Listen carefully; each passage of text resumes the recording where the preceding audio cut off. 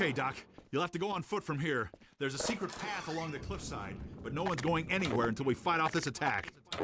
Having you here to fight alongside us is going to make a big difference for morale.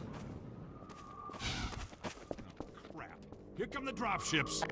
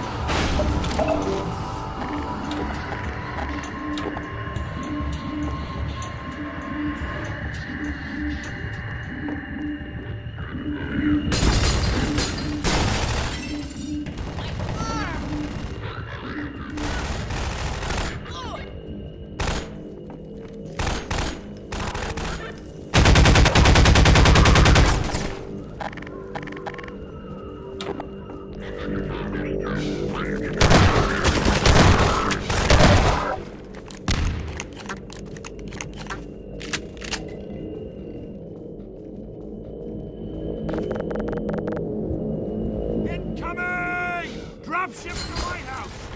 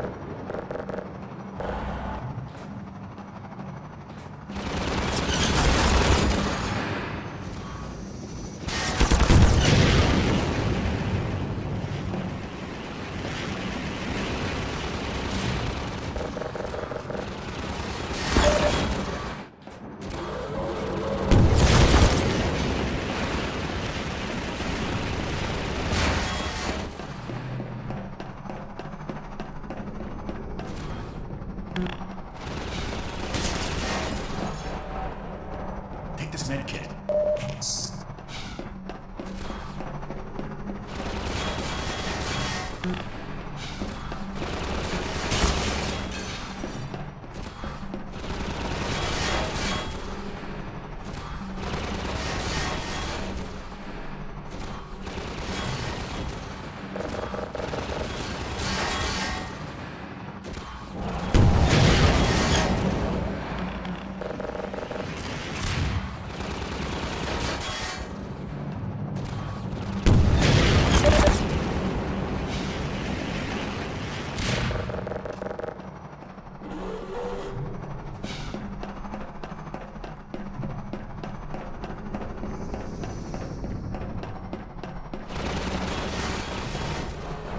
Here, have a med kit. Sorry.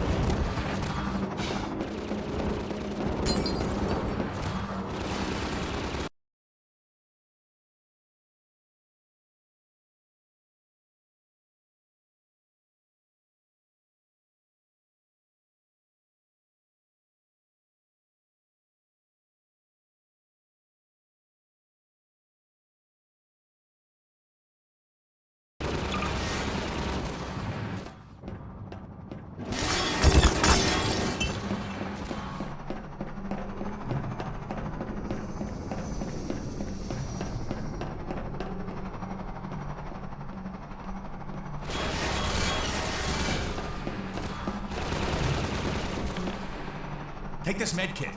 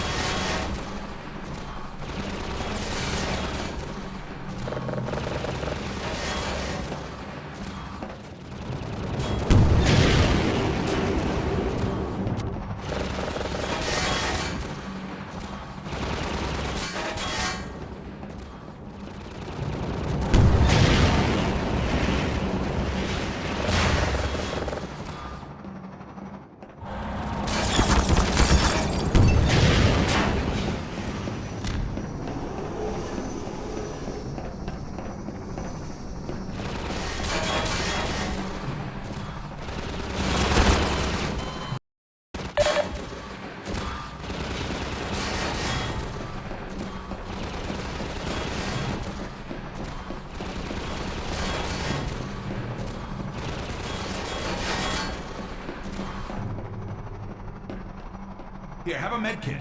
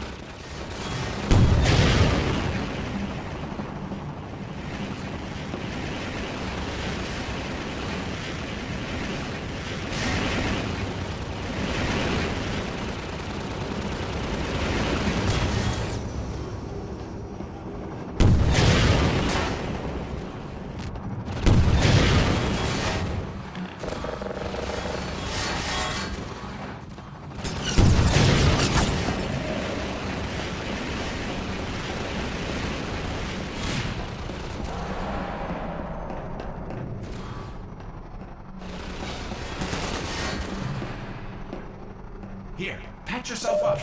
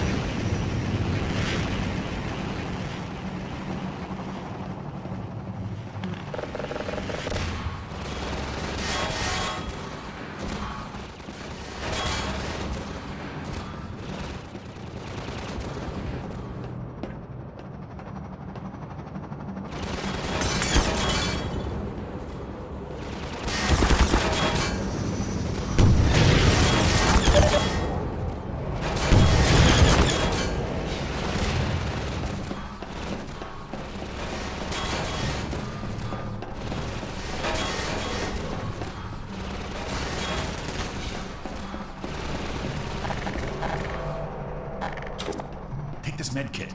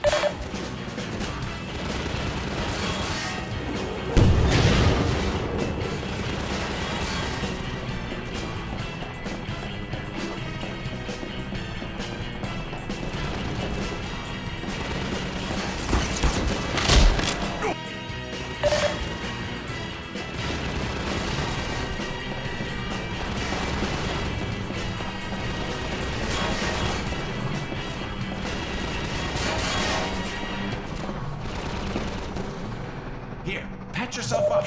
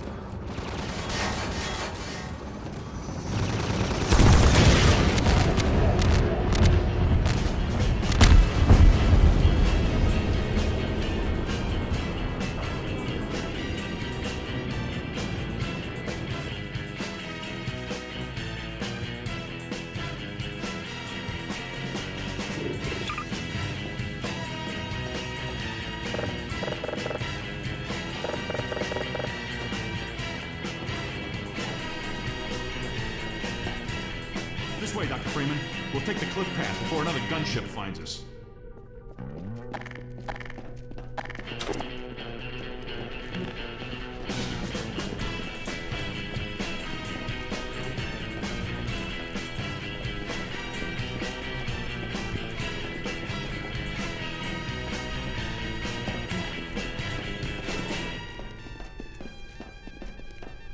Right along there. And watch your step.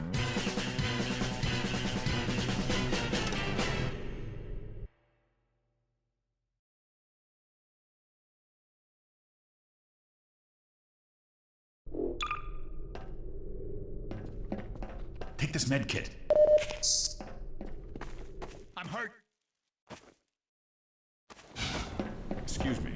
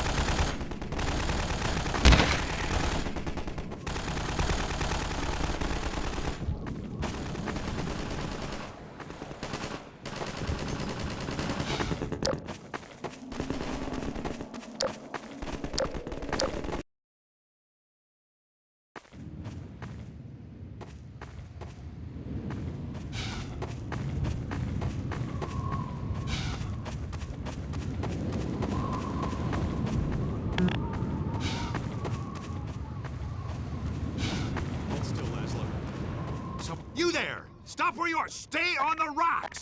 Don't step on the sand! It makes the antlions crazy! Laszlo, don't move! No. Help! Dear God! Poor Laszlo! The finest mind of his generation! To come to such an end. We were heading for the Vortigaunt camp.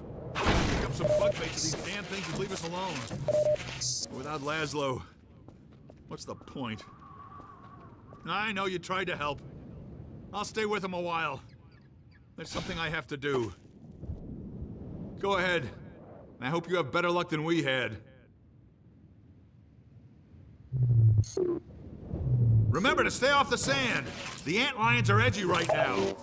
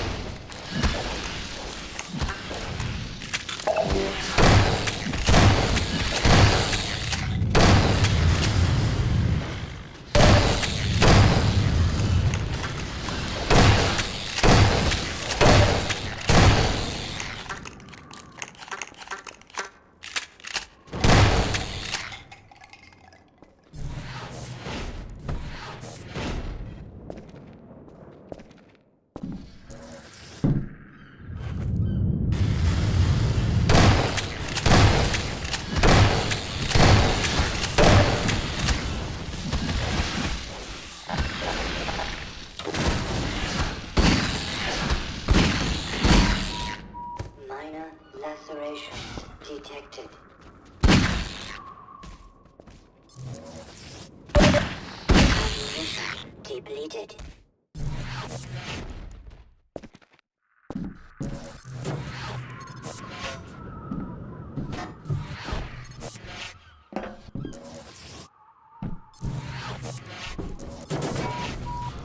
Minor fracture detected.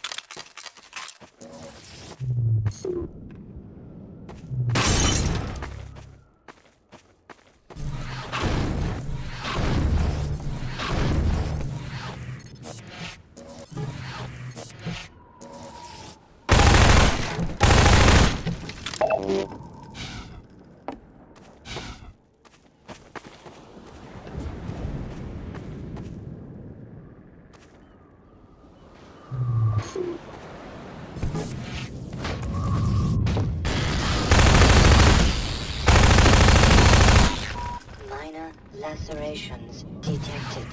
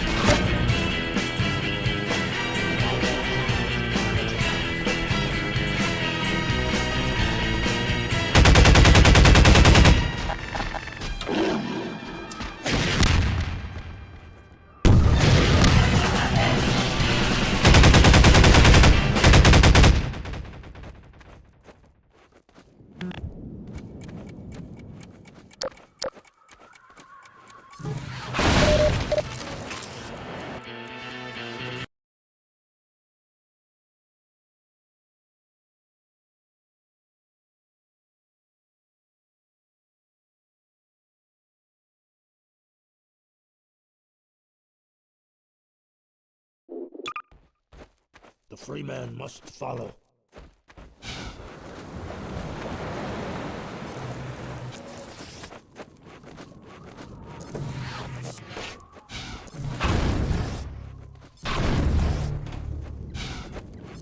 The freeman will do wise to heed our instruction in the Myrmidon's aromatic pheropods. The process is not entirely hygienic, therefore stand aside.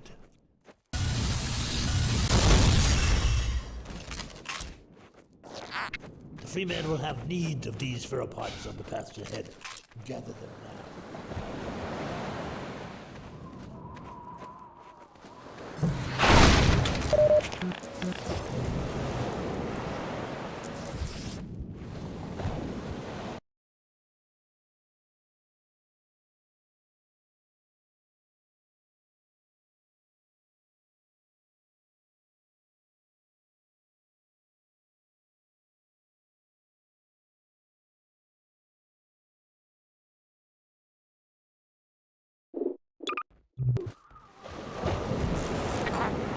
The freeman must follow.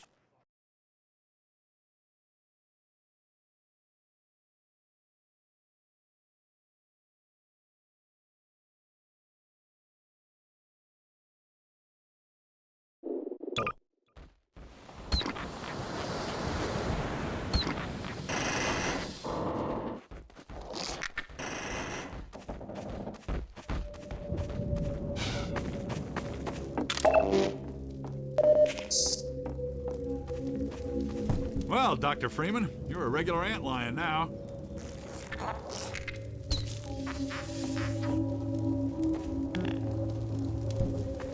The antlions won't bother you now, Doc.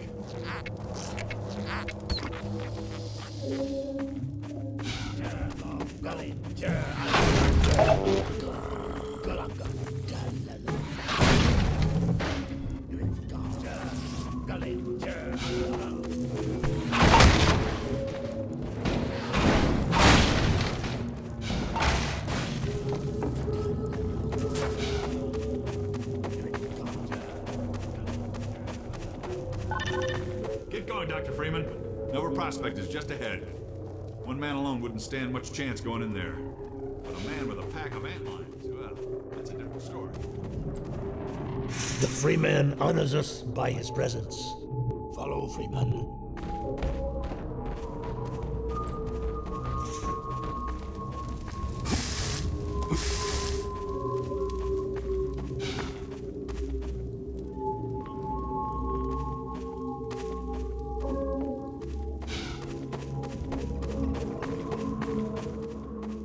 The freeman will now be instructed in the use of pheropods. Attend now and learn to shepherd antlions with the so-called bug bait. The freeman will now pick up his pheromod and toss one into yonder pit. The freeman has done well.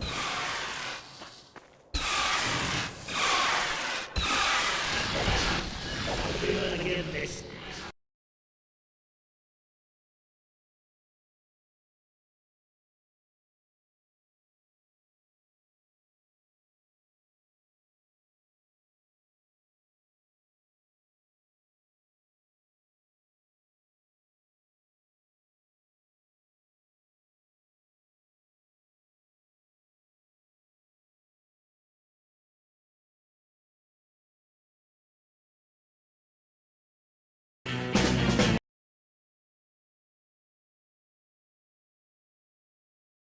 Cells in all paths.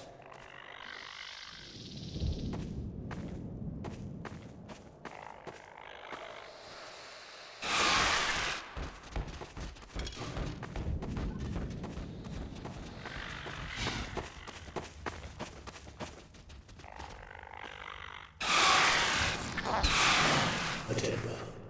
Apply pressure to your pheromod to signal the antlions in your command to follow you.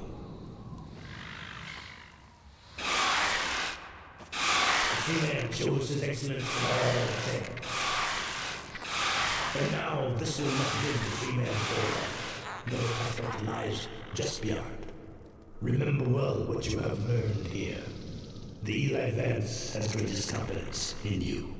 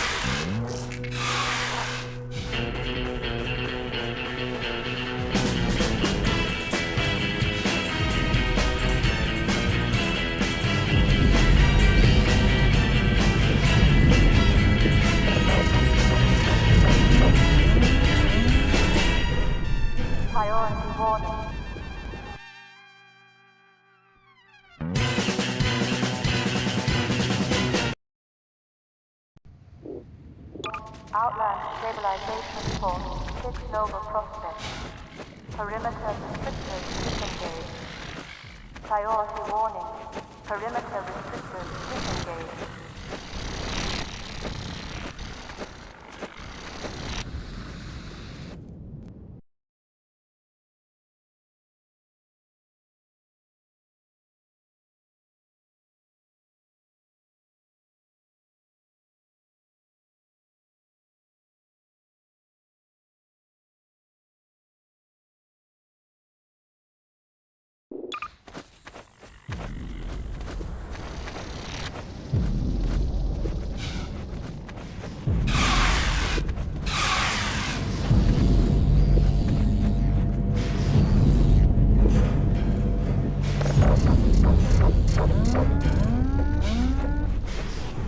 Priority warning.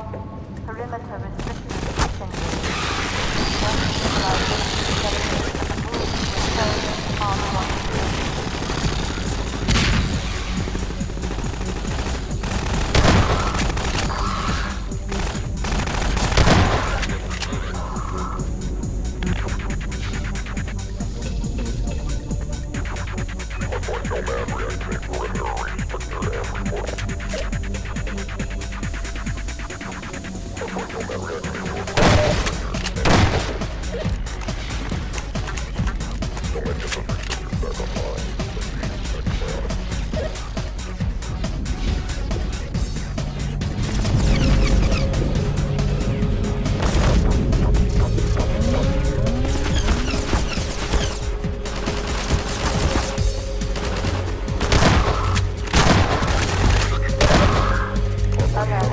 Don't forget to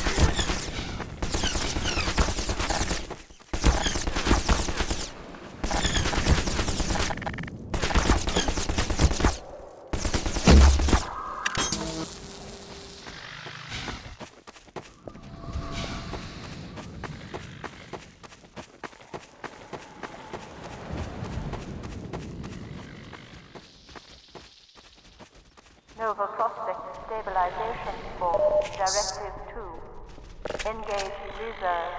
Contain exogen incursion.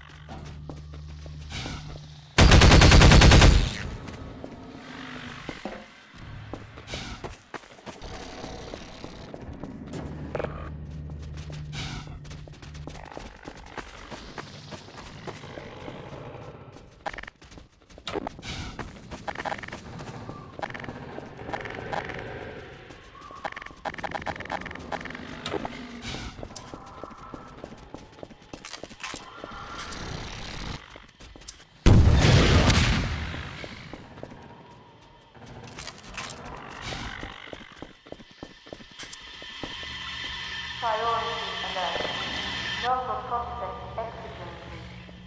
Perimeter communication status 0. Internal stabilization team. Deploy sterilizers in suspected infection blocks A5, A7, B2.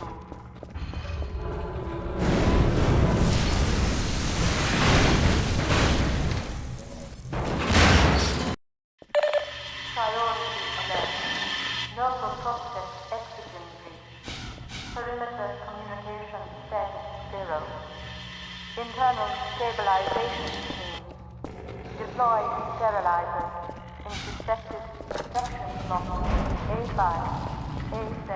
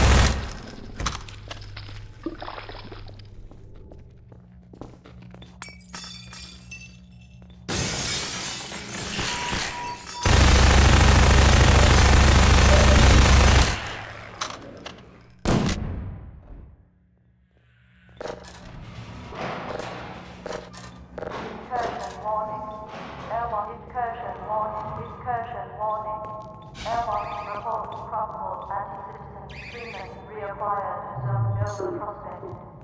Now deprioritize exit containment. Hold for override code.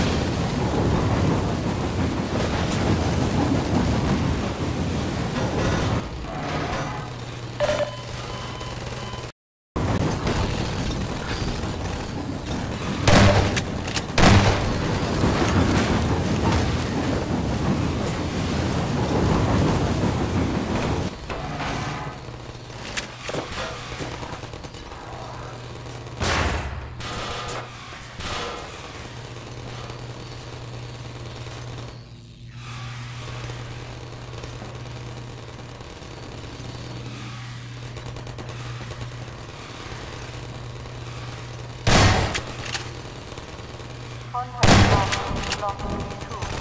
Deploy. Reinforce. Intercept. Central block 4.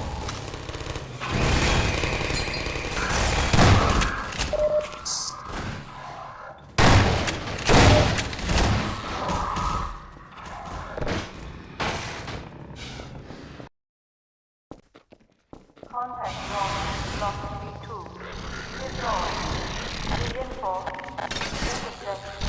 Central block 4.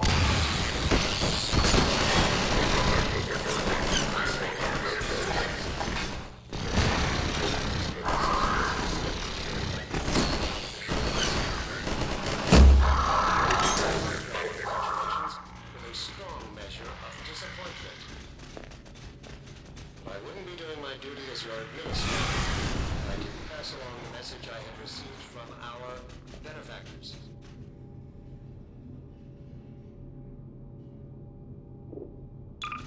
The capture of your was no mistake. It's true that conceivably we could have been time of years. The manner of his capture Alyx cannot have gone on. Dr. Vance's capture coincided.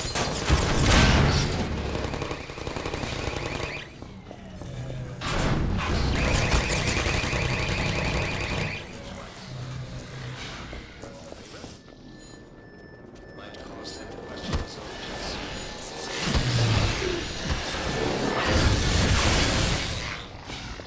However, we cannot count on such developments. Dr. Freeman's reputation is such. With the spirit spreading general chaos and terror.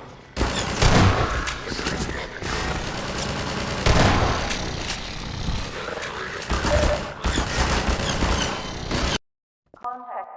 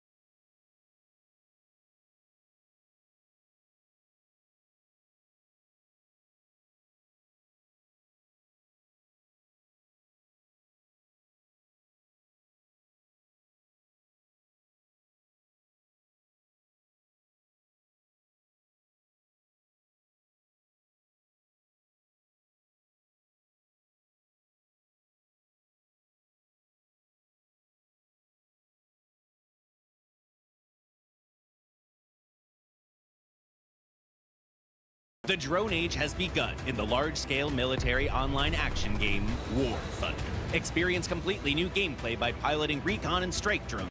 Team Fortress has remained one of the most well-known and popular FPS series for decades at this point, and during all this time, a story has been built that somehow makes sense in the end. So join me as I go over everything you need to know about this universe. Hi everybody, I'm here on a rooftop. You know, I'm just in a chaotic mood, pouring water and dropping loose change on pedestrians, blinding pilots with this magnifying glass, and of course, who can forget about cutting ropes that are lifting grand pianos up multiple stories for some reason. So Team Fortress 2, TF2, whatever you want to call it, surprisingly coherent story. The best way to describe it is as chaotic, and you'll see that in about 30 seconds, I would say. So Team Fortress takes place on an alternate version of Earth with a few major differences. A majority of gameplay occurs in New Mexico, but before I'm actually able to explain why that is, first we gotta take a look at the centuries of history before any modern mercenaries fight each other. Let's start off between the 1500s to the 1800s. Many historical figures do about what they normally do, but they get a little bit wackier with it. Most US presidents in this story slept near gas leaks, and everyone else took a swig of the silly juice. Like, to give an idea, hats are a sign of wealth with a caste system, and real-world figures like William Prescott would shoot poor people to decrease the ratio of people without hats. Compared to some of the other stuff down the line, this is nothing. First up, let's say hello to Shakespeare-Cles, the strongest writer who's ever lived. Not only was he a literary genius, but he was also just a regular genius, inventing the stage play, the rocket jumper, and America. His downfall comes when he invents the multiple-story building, but not stairs. Up to this point, stairs never existed,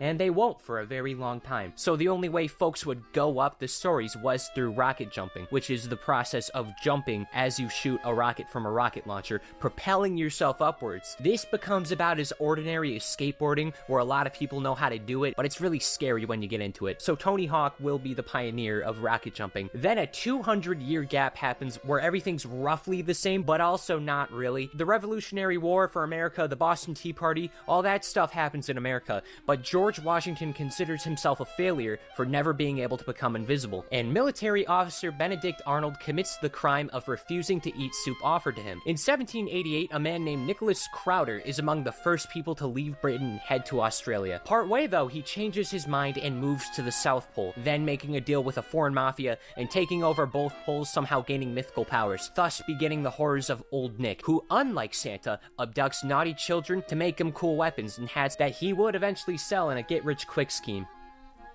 So he's like a 3 out of 10 Santa. Then in 1822, a businessman for a company called Manco named Zephariah Mann loses his wife when she gives birth to triplets. Now the first two he names Redmond and Blutarch, and they grow up to become stupid idiots who are dumb idiots. They're dumb and stupid, and their BMIs are higher than their IQ. Dum-dums.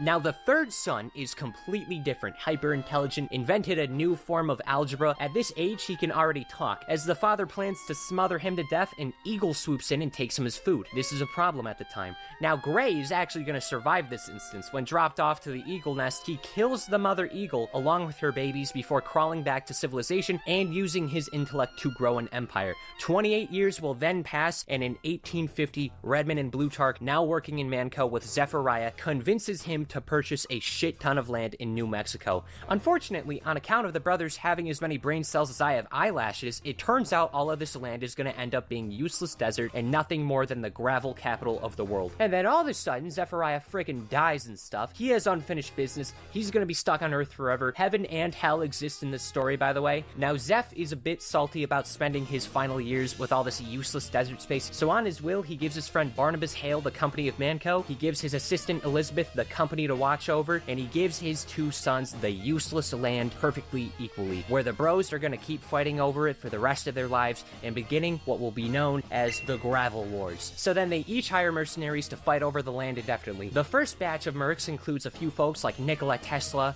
and this guy, he looks neat, but most importantly, Abraham Lincoln as the Team Pyro. In 1857, Abraham Lincoln finally invents stairs and dies trying in the middle of rocket jumping to his stairs in his lab in the Ford Theater, where John Wilkes Booth, known for his Tower of Hats, also assassinates him, wanting to get the top hat. In my opinion, Lincoln's death is the third most embarrassing way to die, right outside of forgetting to drink water and smoking. This tragedy scares all scholars enough to where they agree to never invent anything ever again, instead opting to learn exclusively astrology. Now by this time, the son of Barnabas Hale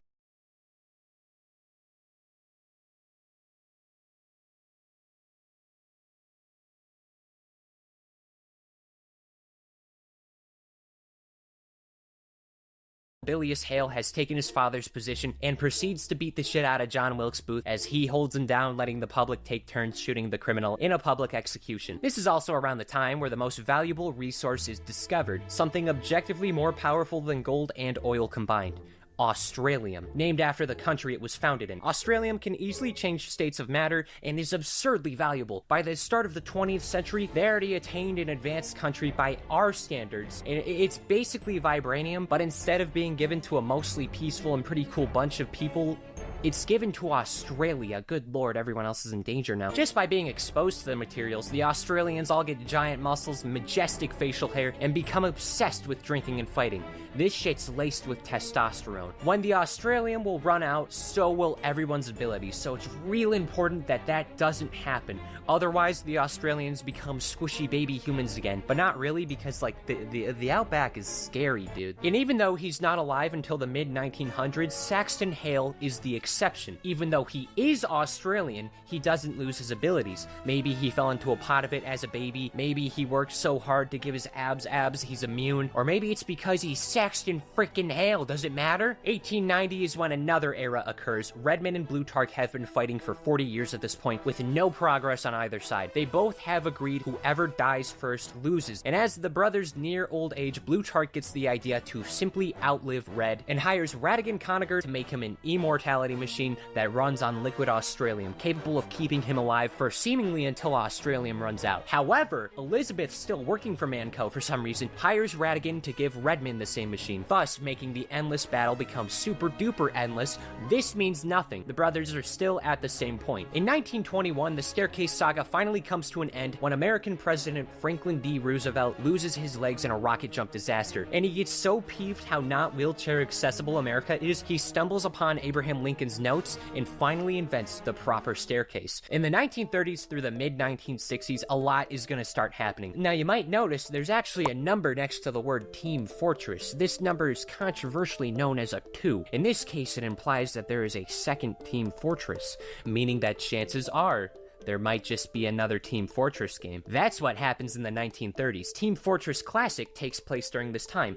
And guess what? This means nothing. Nothing changes. The war is the same. But it happened. It's around this time that Saxton will finally inherit Manco. He makes hats and weapons and all this stuff the brothers used to fight, quickly growing to become one of the richest men in America and hunting down all of those ahead of him. In his free time, he's gonna get a girlfriend named Maggie and hunt down any powerful animals he can find, thus making many species go extinct. This creates a lifelong rivalry with his old teacher, Charles Darwin, the inventor of the zoo and the protector of all wildlife, who saves animals from Saxton's Australianness. In this period, so much happens. Mercenaries swap out or die or retire and all of that. The fight's going, but there still is one more thing worth noting. It's unknown what actually happens to Elizabeth, but the mantle is given to her granddaughter Helen, more commonly known as the administrator. She's gonna hire an assistant that goes by Miss Pauling, and just like her grandma, the administrator is pushing for perfect neutrality, preventing either side from knowing that it's rigged from the start, really prohibiting any sort of advancements. And you side from knowing that it's rigged from the start, really prohibiting any sort of advancements. And you can also tell because she's wearing purple, and purple is between red and blue. It's now 1967, and we are finally at TF2. Good old TF2, the game that's been around for nearly 2 decades and hasn't been updated for half of it. On one hand, these characters have a lot of complexity and things going on in their lives, but at the same time, they're doing exactly what the mercs have always been paid to do: fight for red or fight for blue. Also, Apple exists already? Sure. It's very pick and choosy what occurs here. There are 18 mercs in TF2, 9 per side. It's unknown if they're all doppelgangers or why they get killed all the time on camera but continue to respawn. Answering both of these questions, the former, I have no idea. The latter, there's immortality machines. Is it really that hard to believe that there could be, like, respawns in a controlled area? The point is, as long as these 18 mercs are fighting, nothing will change. They're doing a 9 to 5 where they kill each other. And I actually don't need to introduce all 18 mercs. Due to circumstances, as I'll get into, Miss Pauling actually develops a significantly stronger relationship with the red team, and as such, when things happen, we spend way more time with the red team, meaning that as a result, we know way more about them, and they're far more prominent. That's not to say that blue team's useless, but roughly 90% of all the team-specific moments go to red. For example, one of the locations the team usually fights in is Two Fort, and as a PR stunt, the administrator hired a filmmaker to market the mercenaries on red to justify all of the fighting in the local populace. And this ends up working pretty quickly, also in part because the town water supply has been riddled with lead on account of, well, you know. Oh, by the way, the whole stunt leads to the film guy's death. It's used as a warning to keep everyone, like, not sharing their information. The administrator is not the type of boss.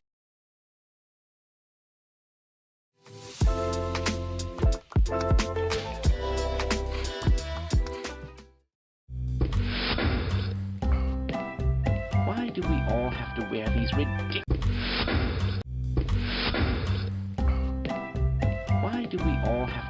ridiculous ties? Ah, hello, Gordon Freeman. It's good to see you. Ah, Freeman. Big day today, Freeman. Do you know who ate all the donuts? Did you submit your status report to the administrator? You look terrible. I apologize, Mr. Freeman. Someone has hidden my glasses again. Interesting. Just look at that. Don't you think we should wait here for a while? No, don't go that way. I'm slowing you down, am I? No! I don't suppose you'd reconsider. This is madness. I can't take much more of this. Freeman, who would have thought you'd still be alive? Gordon, the scientists. They're crazy. Gordon doesn't need to hear all this. He's the purest sample we've seen yet. Yes? Well, of course. This analysis is going to run perfectly today. Well, go ahead. They're waiting for you, Gordon, in the test chamber. Be careful, Gordon. Who is responsible for this mess? Why are you asking me? I can't see a thing. Greetings. You are from the Anomalous Materials Lab. Yes, I recognize you. Aren't you supposed to be in the test chamber in half an hour? Fine. You won't even know I'm here. Good morning, Gordon. Ah, Freeman, you fool! Stop attacking! My goodness. He's a friend! I can't take much more of this. Gordon. Gordon! Well, I seem to be seriously wounded. I wonder if I should run that test again. Welcome to the HEV. Why didn't they listen? I never thought I'd see a highly trained professional, let alone create one. Go ahead. Extreme heat detected. You smell something burning? That odor is coming from you, Freeman. I hope those containment parameters are still nominal. We've assured the administrator that nothing will go wrong. I don't think so. No! Oh, no. My goodness, are you insane? Stay back! Get out of there! Hurry up, Freeman! I can't keep it open forever! Oh dear! Oh my God! What are you doing? Don't just stand there. Pick up that gun and shoot these ridiculous ties. Oh no! Well, oh no, Freeman! Oh dear! Put that down. This should make you feel better. Oh no! Don't be ridiculous! What are you doing? You'll never get out of here. Wouldn't you like to get one of these blood samples? Major lacerations detected. Ah, you've been wounded. Let me help you. It appears that you need medical attention. You look terrible. Let me take care of that. I can give you something for the pain. All right. Yes. Ridiculous ties. Ridiculous ties. Ridiculous.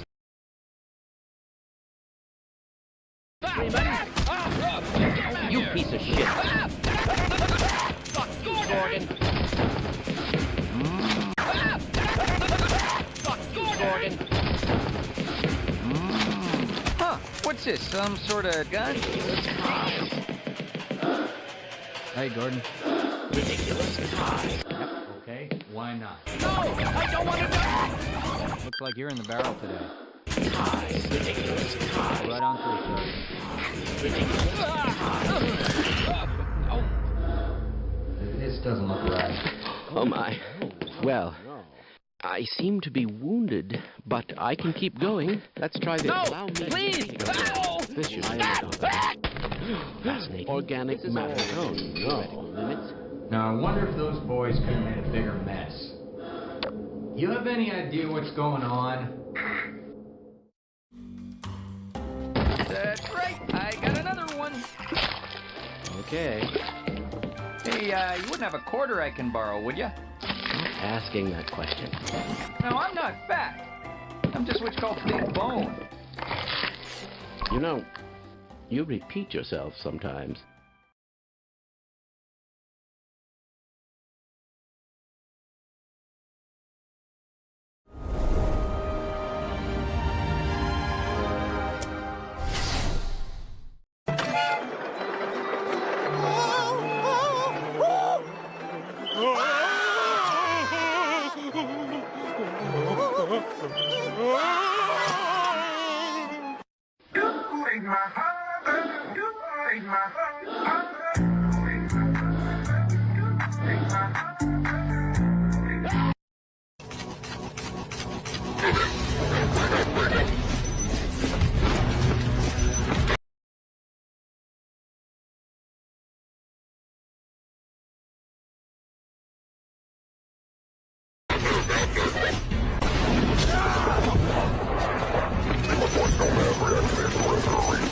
Ah. Freeman? Scream if you love Half-Life.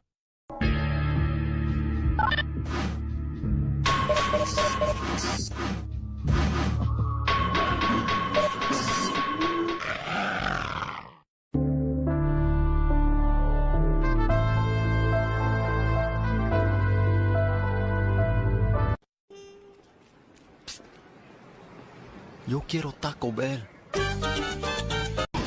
Oh my god, bro.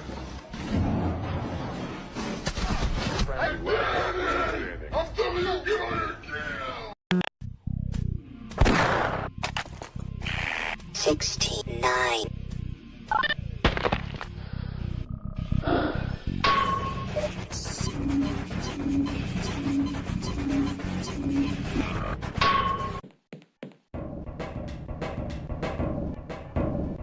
Ah, Jesus.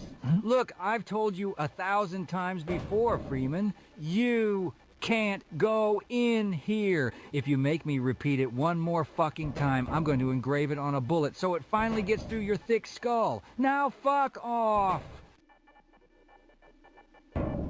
Ron James. Scream if you love Half-Life 2. Acquired.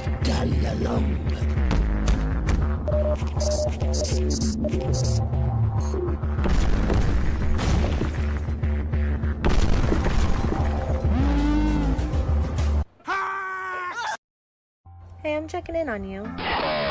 You alright? Things are rough. Things are not great for a lot of people, and I'm sorry for not being too. I know that you're strong. You're gonna get through this. There are better days ahead. I promise. Never give up.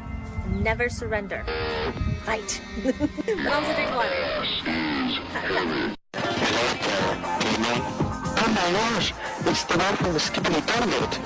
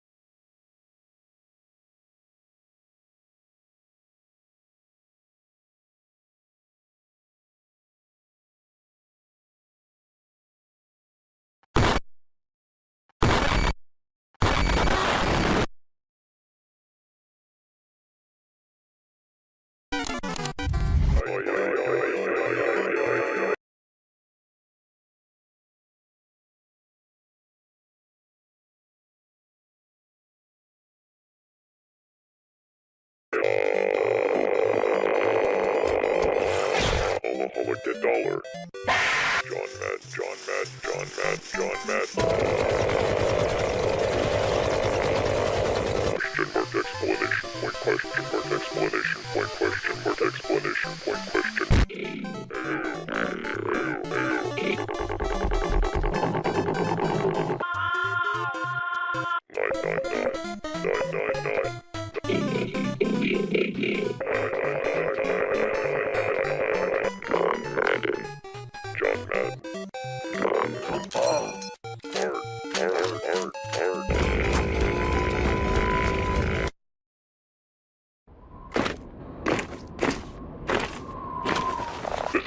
1 on approach to Nova Prospect. Report status. Well, my man, the worst to blow up in it like I don't know.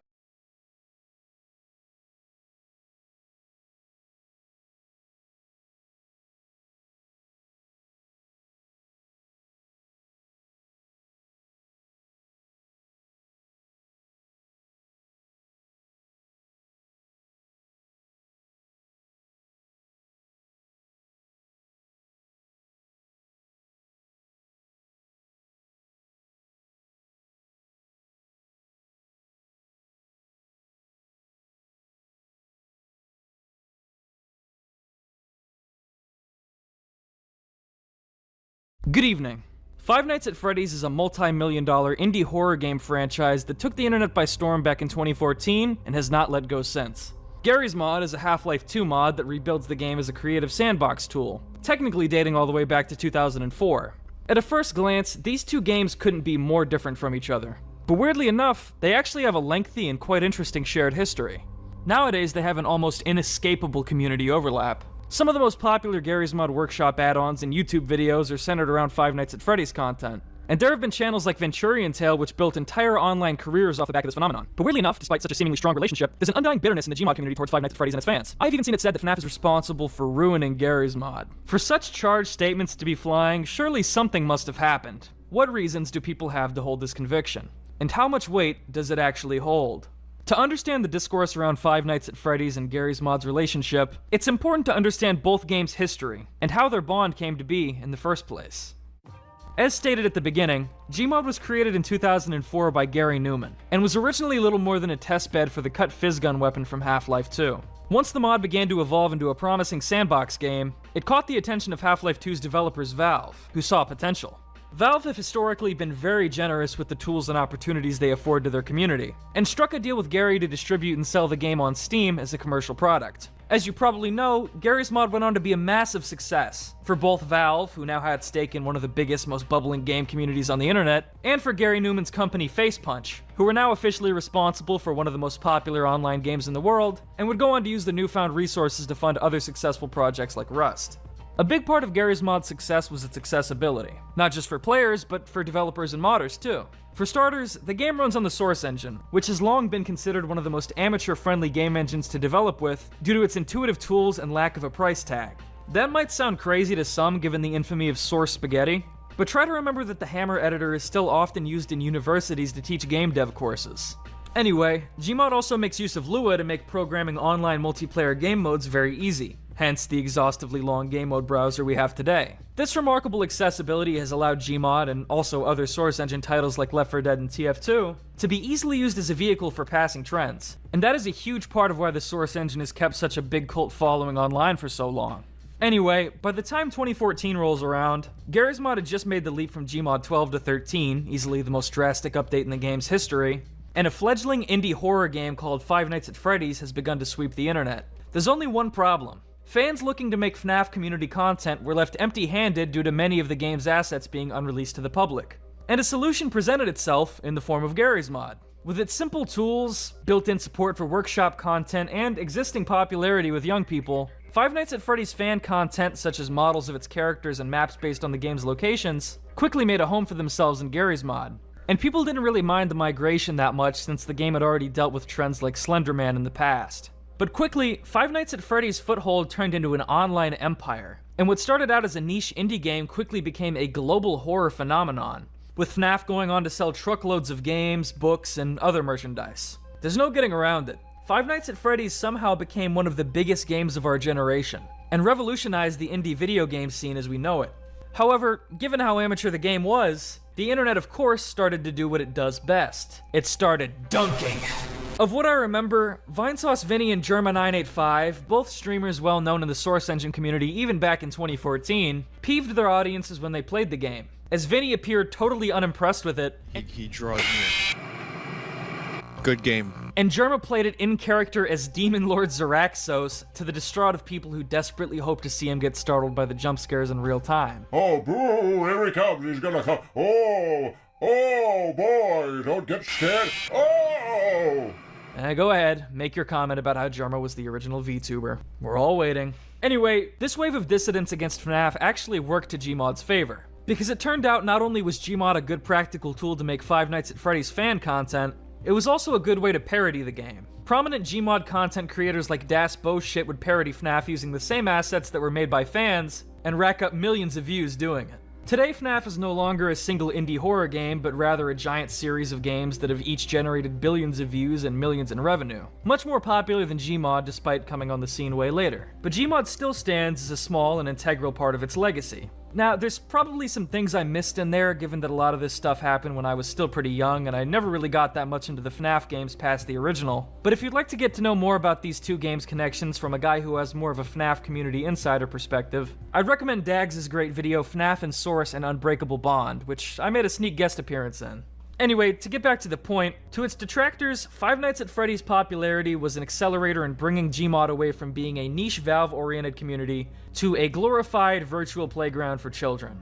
But how much real damage did FNAF do to the community? And is it really fair to blame the game, its creators, or its players for it? Let's start out by evaluating the things Five Nights at Freddy's is most often blamed for in the Gmod community. 1.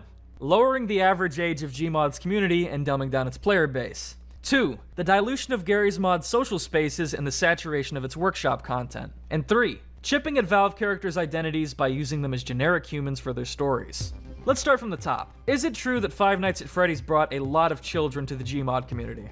Yes, undeniably. And this influx of children to the game could have led to a rise in toxicity as well. But I don't think it's really fair to blame FNAF for bringing children into Gmod's sphere. Let's not forget Gmod was already very popular with children, and honestly wouldn't have survived so long without them. I for one started playing Gmod when I was just 5 years old, and that was long before FNAF came out. But did Gmod's community spaces get worse as a result of the integration? There's definitely a case to be made there. Saves and dupes to this day are flooded with low-effort FNAF spam, and I even recall people trying to start a Stop Making FNAF Dupes movement back in the day. And in the aftermath of the collision, Garry's Mod content on YouTube did get even more kid-catered. You'd be hard-pressed to find popular Gmod content today that isn't expressly created for little kids. Once again though, while this content spam is undeniably cringy, it's still pretty much harmless. And really, were you actually expecting the Gmod dupe or saves tab to be filled with super substantial content in the first place? And finally, did FNAF chip at Valve characters' identities by using them as generic humans for their stories? Yes, it did. And it's pretty hilarious in some contexts, seeing people who have never played a Half-Life game in their life use G-Man to represent a serial child murderer in their edgy story. Hell, this TF2 Little Jack model has probably been used in more FNAF projects than it has in TF2 ones. However, messing up G-Man's face and perverting Valve's assets in other ways has always been an integral part of Gmod's identity. And I don't think it's fair to hold the line and tell FNAF people they can't join in on the fun too. I always thought it was kind of pretentious when the guy who made Cry of Fear made a big stink online about how people making Gmod screenshots of his characters was going to ruin everyone's ability to take his precious game seriously. Keep in mind that was 10 years ago. I'd like to think the guy has matured a bit since then. But still, I feel the same way about the attitude on display here. Feel free to disagree, but overall I think this is a silly thing to be upset about, and that it's kind of unfair to blame FNAF for it, all things considered. And I do want to bring some attention to some of the good that came out of FNAF and Gmod's collision. 1. FNAF introduced potentially millions to the game and the Source Engine. Duh. 2. It fostered a fun community for young people and no doubt played part in many childhoods. And 3. It inspired a lot of people to develop skills in model creation and mapping. To start from the top point, it's undeniable that Gmod's connection to this massive phenomenon helped cement its own cult status and keep it relevant in pop culture. The game lives through new blood, yada yada, you get the point. Second, the FNAF sub-community in Gmod is really strong. There are entire servers dedicated to FNAF roleplay that I have never dared enter myself, but that I know were at least at one point immensely popular. If I was like 7 years old and obsessed with FNAF, I imagine I'd be logging onto those every day. And honestly, there's probably worse places for your kids to be spending their time online. Probably. Third, some of the content that came out of the Gmod FNAF overlap was genuinely very impressive. For example, Gmod mappers often advertise their FNAF maps as having events, which was a humble way of saying, we rebuilt FNAF mechanics and AI using only map logic and scripting, and we're also technically the first people to create co-op multiplayer for the game. But to wrap things up, here's, I guess, my closing statement. At the time FNAF came out, Gmod had recently rolled over to its most recent version, Gmod 13, and was experiencing a YouTuber renaissance, with a lot of child-catered creators like Venturian Tale and Yogscast dipping their toes into the game's waters. This was happening even before FNAF came out. Given that kids were being introduced to both games around the same time, and given Gmod's accessible and transformative nature, it's hard to imagine a world where demand for Five Nights at Freddy's Gmod content wouldn't have been sky high. And if not FNAF, it probably would have been something else. I also think a good amount of the problems FNAF gets blamed for are actually a byproduct of the Gmod 13 transition fucking up the game's community cohesion. It's very possible that the FNAF migration on top of that might have made the whole situation worse, but I also think what happened is mostly a natural progression of Gmod's life cycle. Being an easily transformable sandbox game means it was always going to be appealing to kids. Just look at Minecraft. But hey, eventually kids grow up. Who knows how many of these FNAF kids went on to become talented animators, modelers, or mappers in their own rights. Now, I don't want anyone to misconstrue what I'm saying here. You are more than allowed to reminisce and feel upset about how the Gmod landscape has changed. Lord knows that looking back on ye olden days of Gmod is part of what builds my channel's foundation. But I think it's important to remember that Gmod's tendency to collide with trendy media is a big part of what will keep it going for decades to come, unless Sandbox succeeds in replacing it. This video is simply my opinion, and my opinion is based on my own experiences and biases. I'd love to know what you guys think in the comments. Thanks for watching this Halloween special.